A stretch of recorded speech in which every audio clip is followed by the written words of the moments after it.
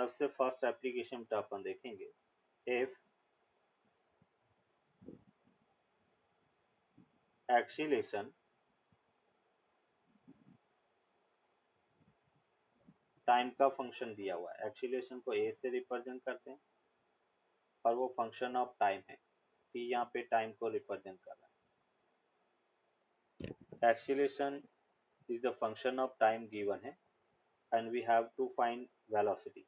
तो हम क्या लिखेंगे, हमें गिवन है a equals to f of t. A को उल्टा अपन लिख सकते हैं d v by d t equals to f of t. Means यहाँ से d v equals to f of t d T. Time को एक तरफ और v को एक तरफ रखा, दोनों तरफ इंटीग्रेशन। और अभी जैसे अपन कह रहे हैं इसमें क्वेश्चन में बेटा लैंग्वेज में अपने को लिमिट गिवन होगी। जैसे यहाँ पे हमें कहा गया कि t इक्वल्स टू 0 पर v की वैल्यू u है, इनिशियल वेलोसिटी u है, और t टाइम पर वेलोसिटी v है। तो dv का इंटीग्रेशन v होगा और लिमिट v माइनस u हो गया equals to integration f of t d t limit t equals to 0 to t। तो यहाँ से v इक्वल्स टू अपने को मिला u plus integration f of t d t के equal and t equals to 0 to t के equal. तो अगर अपने को यहाँ से बेटा इसको सॉल्व करेंगे तो अपने को velocity at any time t मिलेगा। एक्सीलेशन अगर दिया हुआ है, वेलोसिटी फाइंड करना है, तो हम इस टाइप से उसको इंटीग्रेट करेंगे। सर सर जो थर्ड स्टेप है, जब इंटीग्रेशन किया तब dt आपने ft से मल्टीप्लाई किया, हाँ, लाइक ये क्रॉस हम मल्टीप्लिकेशन। क्रॉस मल्टीप्लाई dt मतलब टाइम टाइम ओके क्वांटिटी को एक तरफ लाया ताकि दूसरी तरफ हम इंटीग्रेशन कर सके। Okay sir.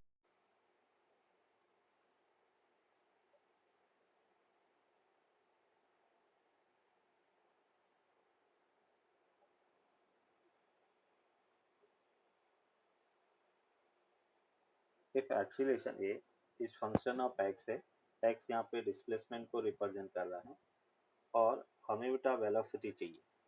तो अभी देखो अपन क्या कहेंगे, a equals to function of x है, तो हम a का वो रिलेशन यूज करेंगे जिसमें x आ रहा है।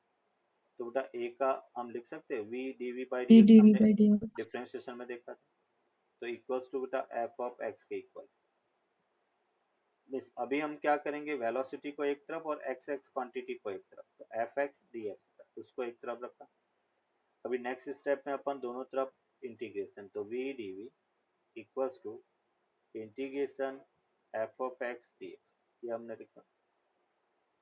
अभी अपन क्या करेंगे कि जैसे x इक्वल्स टू 0, v की वैल्यू u है और x पर अपन कह रहे की वैल्यू v है, तो v का dv के रेस्पेक्ट में integration v square by 2 limit u to v equals to integration f of x d x x equals to 0 to x होगा। और उसको अपन लिख सकते हैं x equals to integration f of t d t. तो इस टाइप से इसको सॉल्व करेंगे तो अपने को displacement at any time T मिलेगा। नोट करके यहाँ पे लिखेंगे। स्टूडेंट मोस्टली इसमें कंफ्यूज होता है कि कब डिफरेंशिएशन करना और कब अपने को इंटीग्रेशन करना। तो अगर डिस्प्लेसमेंट दिया हुआ है और हमें वेलोसिटी फाइंड करना, तो हम डिफरेंशिएशन करेंगे। और वेलोसिटी दिया हुआ है, एक्सीलरेशन चाहिए तो अपन डिफरेंशिएशन करेंगे।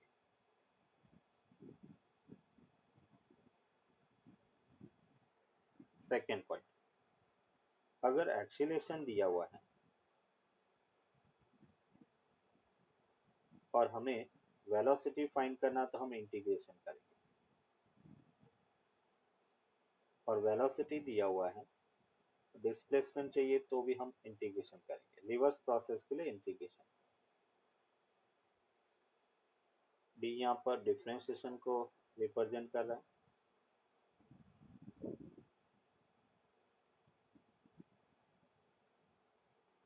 आई जो है इंटीग्रेशन को रिप्रेजेंट करता है।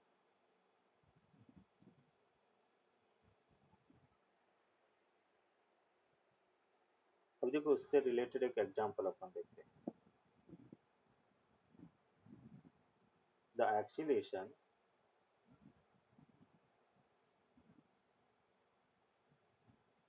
acceleration of a particle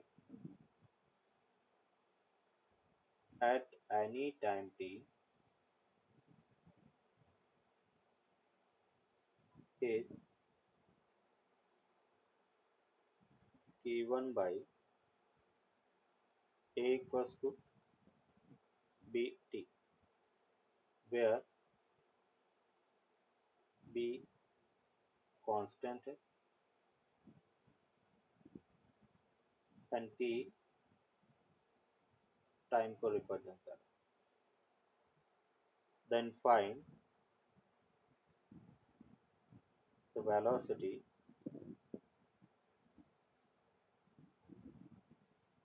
the velocity and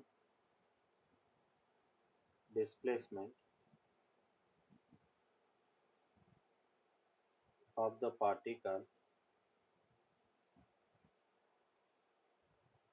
at any time t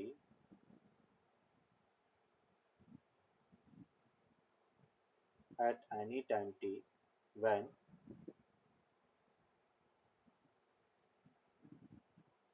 at any time t if the particle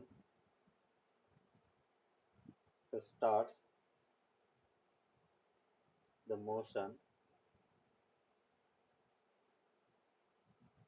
from origin with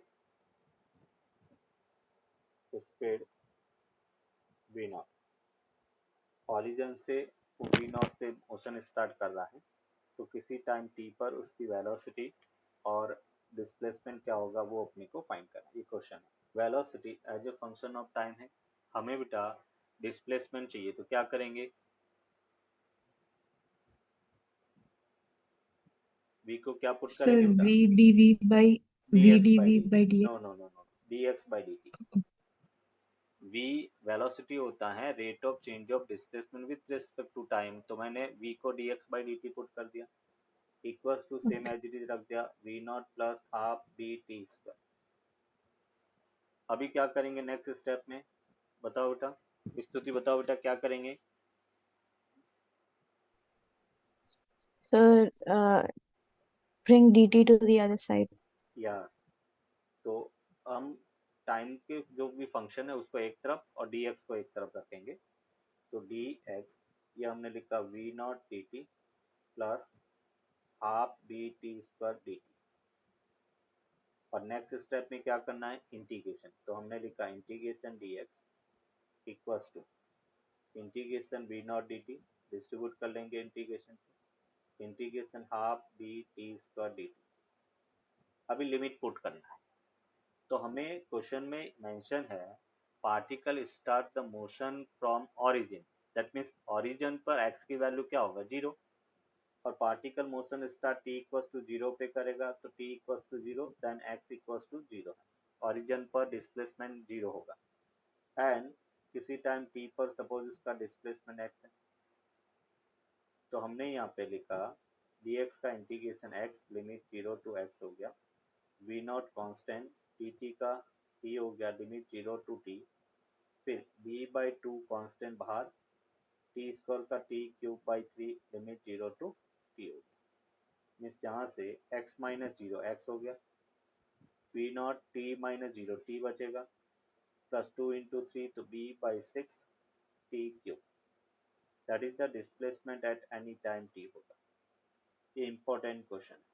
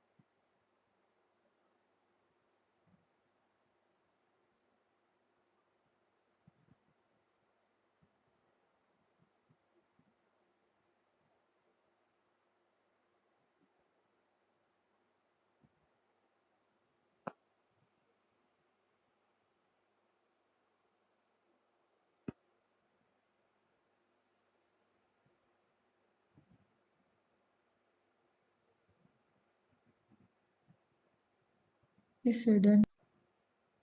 चलो, तो ये बेटा अपन कह Sir, रहे one थे। second. Yes yes.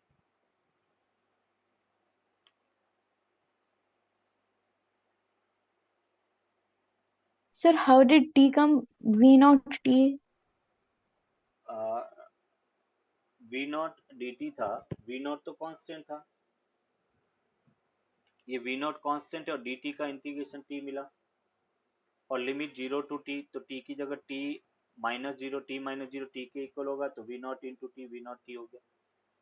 इंटीग्रेट किया ना यहाँ पर देखो, वी नॉट डी टी था, ये वी नॉट डी टी जो है उसको अपने वी नॉट कॉन्स्टेंट है इसलिए मैंने कॉन्स्टेंट को बाहर ले लिया, और डी टी का इंटीग्रेशन टी होता है, और लिमिट 0 टू टी, और 0 टू टी लिमिट लगाएंगे तो टी बचेगा, इसलिए सिंपल वी नॉट टी आ गया। Okay, sir. Any other doubt? No, sir.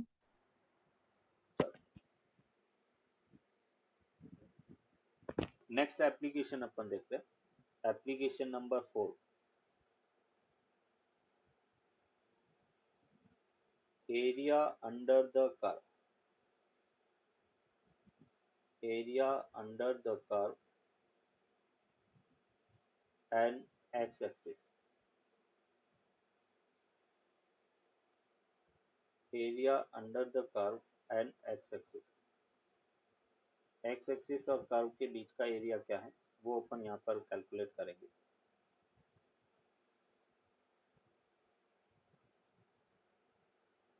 ये हमने कहा y equals to f of x एक फंक्शन है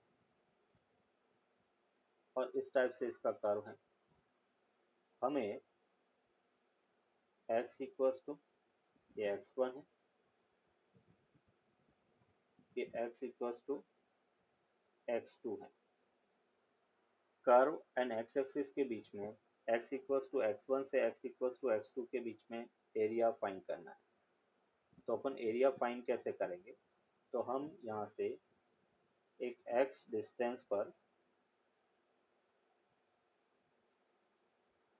dx लेंथ का एलिमेंट, dx विड्थ का एलिमेंट लिया, ये x डिस्टेंस है, ये बेटा अपन कह रहे कि x है, और उसकी विड्थ है वो dx है, और इसके कोरिस्पॉन्डिंग ये जो डिस्टेंस है वो y है।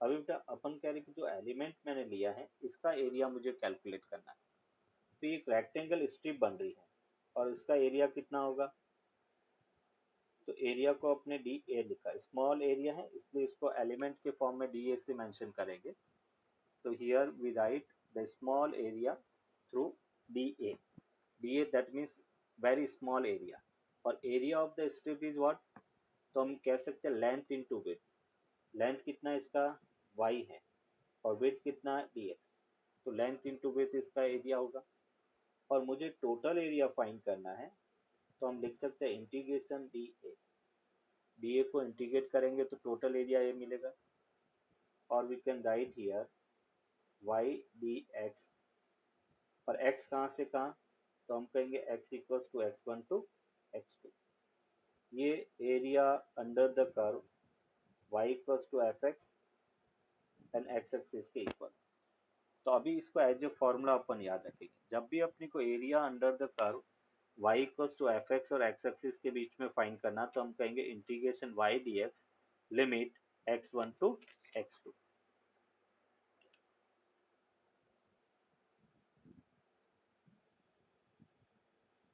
हमें कहा गया है कि find the area under the curve y equals to sin x एंड x एक्सिस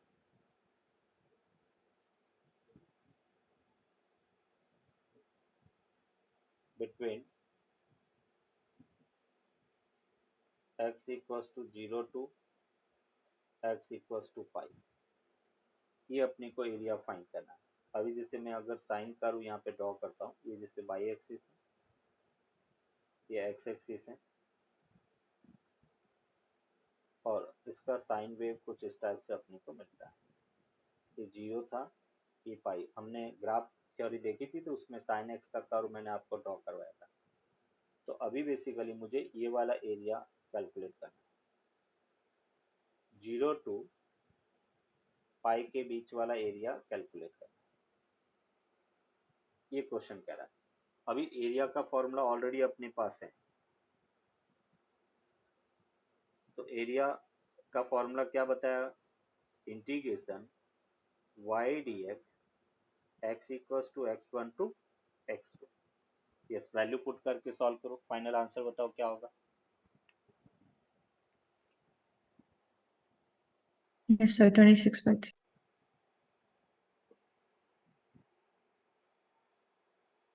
y की वैल्यू x² into d x equals to 1 to 3 हो गया।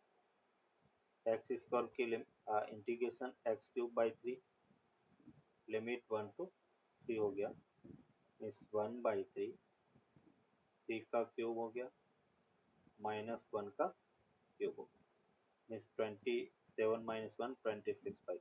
Good, 26/3 unit. ये अपन कह रहे कि area under the curve find करना है।